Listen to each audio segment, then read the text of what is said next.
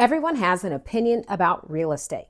Build, buy, don't do either. But the real question is it better to buy or build a house for you? Because if you've been researching this online, you've probably noticed something interesting. The advice is loud, it's confident, and it's completely contradictory at times. One person swears building is the smartest financial move.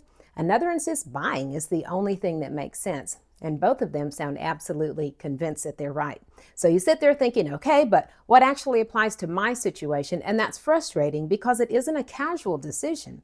This isn't deciding where to eat dinner. This is a decision that affects your finances, your time, your stress level, and your daily life for years to come. So hearing opposite opinions delivered with certainty doesn't help, but actually creates more anxiety. But by the end of this video, you'll know how to answer the question, is it better to buy or build a house based on your timeline, your budget, your comfort level, and how much flexibility you actually have?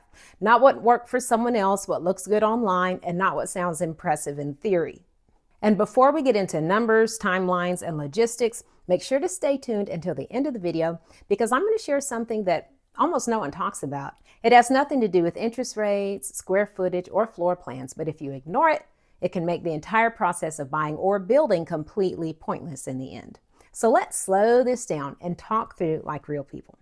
Now, most buyers start this conversation emotionally, not logically, and that's not a flaw, it's just human. Buying sounds safer. Building sounds exciting. Buying feels faster. Building feels like a fresh start, and both options come with benefits that sound amazing and challenges that don't show up in a Facebook highlight reel. What people don't always realize is that neither option is automatically better. They're just different paths with different expectations attached to them. And when expectations don't match reality, that's where stress begins. Let's start with buying an existing home. When you buy, you get clarity right away. You can walk through the home, see the layout, feel the space, and immediately understand what you're working with. You know, the neighborhood exists, the streets are there, the home is there. You can drive by in the morning, in the evening, on a weekend, and get a good sense of what life there actually feels like. That certainty is powerful.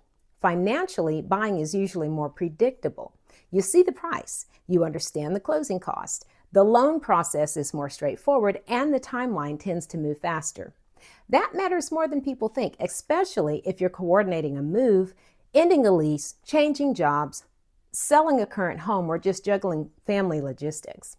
But buying also means compromise, and this is where people can get stuck emotionally. You love the location, but not the kitchen.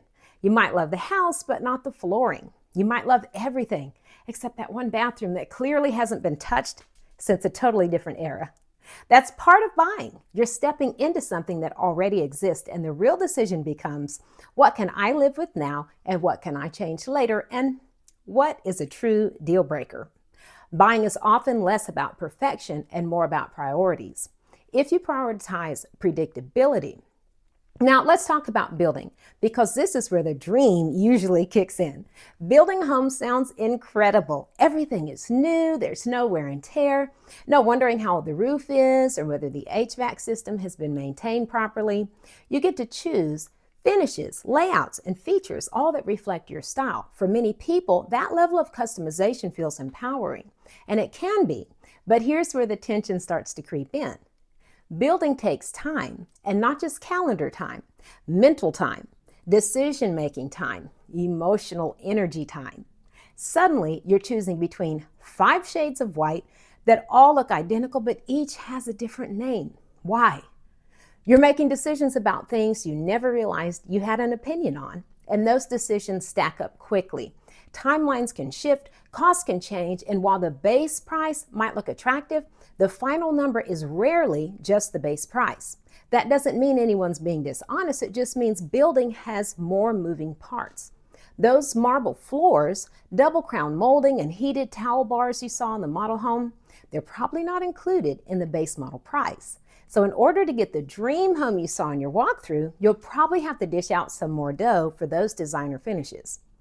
This is often the moment people circle back again and ask, is it better to build or buy a house?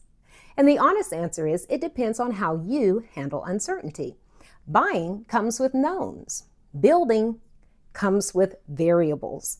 Buying means dealing with repairs later. Building may mean managing upgrades and delays up front. Neither is wrong. They're just different experiences, and different personalities respond to them differently. Another factor people underestimate is timing. If you need to move quickly, buying often makes more sense. If your timeline is flexible, building may be an option, but flexibility matters more than people realize. Construction timelines can shift due to weather, materials, inspections, or things completely outside of anyone's control. That doesn't make building bad, it just means patience is part of the agreement. And patience isn't a moral virtue test. If waiting stresses you out, that's not failure, it's just information. Now, another factor concerning timing doesn't have to do with buying or selling the home. If you buy a home in a neighborhood with ongoing new construction and you only plan to stay in your home for a few years, you'll want to find out from the builder how long they'll continue building new homes. If you end up needing to sell your used home, and the builder is still selling new homes down the street, then those new homes automatically become your competition. So that's something to keep in mind. Now, quick pause here. If you're watching this and considering a move to this area, I've created a relocation guide that helps make that transition here smoother and helps you settle in faster. It covers things people usually wish they knew sooner. You can download it using the link in the description below. Now let's talk about money, because this is where confusion really intensifies. Buying is usually easier to budget for. You see the price, you factor in closing costs, and you have a clear picture of what's happening. Building can absolutely work financially, but it requires planning and margin. There's landscaping, fencing, window coverings, appliances, upgrades. These often come up later, and those costs add up. And no matter which option you choose, inspections matter. New homes are still built by humans, not robots. Older homes benefit from inspections too. The goal isn't perfection, the goal is informed decisions. Now, let's talk about stress, because this part is rarely discussed honestly. Buying stress usually shows up as competition, negotiations, inspections, and deadlines. Building stress usually shows up as delays, decisions, waiting, and uncertainty. Not to mention letdown when the contractor doesn't come through in the way he promised. One isn't easier, they're just different. Some people thrive in the build process. Others feel drained by it. Some love renovating slowly over time. Others want everything done immediately. And this is where relief starts to appear. Because once you realize there's no better choice, only a better fit, the pressure begins to lift. You don't have to chase what worked for someone else. You don't have to follow trends. You don't have to rush to a decision that affects years of your life to come. So when you ask, is it better to buy or build a house? A better follow-up question is, what works for my timeline? What works for my comfort level and my long-term plans? Buying can make sense if you value speed, predictability, and established spaces. Building can make sense if you value customization, long-term planning, and flexibility. Both can be smart. Both can be successful. Both can lead you to a home that you love. Now, remember when I asked you to stay tuned until the end? This is the part almost no one talks about, and it matters more than countertops or square footage. Before you buy or build, take an honest look at the strength of the relationships that will live inside of that house.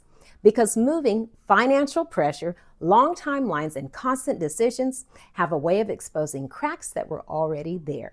If communication is strained in those relationships, this process can become the straw that breaks the camel's back, and suddenly the house you worked so hard for feels heavy instead of peaceful. A home is meant to be a place of rest, safety, comfort, and enjoyment, not tension. So evaluating communication, expectations, and emotional bandwidth is just as important as evaluating budgets and floor plans. That step doesn't get talked about, but it can make or break the entire experience. So if you're still weighing out your options of whether to build or buy, and you want to find a neighborhood where you have the option to do both, watch this video here to explore these amazing neighborhoods in the Shreveport-Bossier area.